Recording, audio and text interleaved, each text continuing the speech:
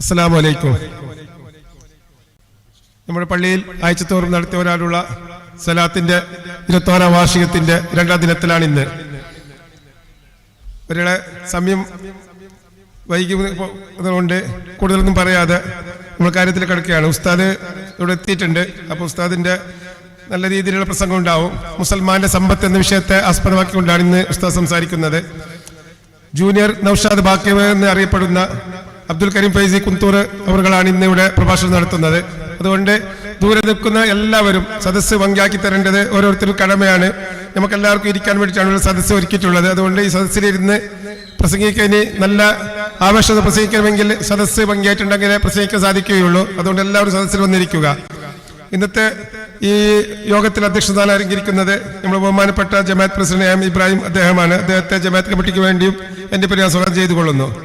അതുപോലെ തന്നെ ഈ പരിപാടി ഔപചാരികമായി ഉദ്ഘാടനം ചെയ്യുന്നത് കബീർ ഉദവി പ്രിൻസിപ്പാൾ ദാറുൽ ഇസ്ലാം അക്കാദമി തലശ്ശേരി അവർകളാണ്. അദ്ദേഹത്തെ ഞാൻ എന്റെ പേരിലും ജമാഅത്ത് കമ്മിറ്റി പേരിൽ ആദ്യമായി സ്വാഗതം ചെയ്തുകൊള്ളുന്നു. അതുപോലെ തന്നെ നമ്മളെ ഇളയ സ്ഥിരം സ്വീകരിച്ച് ഇവിടെ എത്തിയ അബ്ദുൽ കരീം ഫൈസി കുന്തൂർ ഉസ്താദ് അവരുകളെ ഞാൻ ബഹുമാനപൂർവ്വം സ്വാഗതം ചെയ്തുകൊള്ളുന്നു.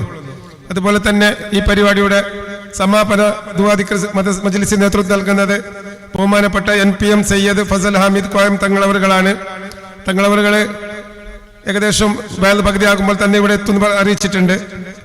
അദ്ദേഹത്തെ ഞാൻ ആർദ്രമായി സ്വാഗതം ചെയ്തുകൊള്ളുന്നു. അതുപോലെ തന്നെ നമ്മുടെ ജമാഅത്ത് ഖത്തീബ് മുഹമ്മദ് ആഷിഖ് ദാരിമി ഉസ്താദുകളെയും സ്വാഗതം ചെയ്തുകൊള്ളുന്നു. അതുപോലെ തന്നെ ജമാഅത്ത് വൈസ് പ്രസിഡന്റ് ഷാഫി കെ അവരുകളെയും സ്വാഗതം ചെയ്തുകൊള്ളുന്നു. അതുപോലെ തന്നെ നമ്മുടെ മൊഹസിൻ ഉസ്താദ് അക്കീം മൗലവി നീലേശ്വരം അവരുകളെയും സ്വാഗതം ചെയ്തുകൊള്ളുന്നു. അതുപോലെ തന്നെ ജമാഅത്ത് ജോയിന്റ് സെക്രട്ടറി ഷഫ്വാൻ ബോംബെ അവരുകളെയും സ്വാഗതം ചെയ്തുകൊള്ളുന്നു.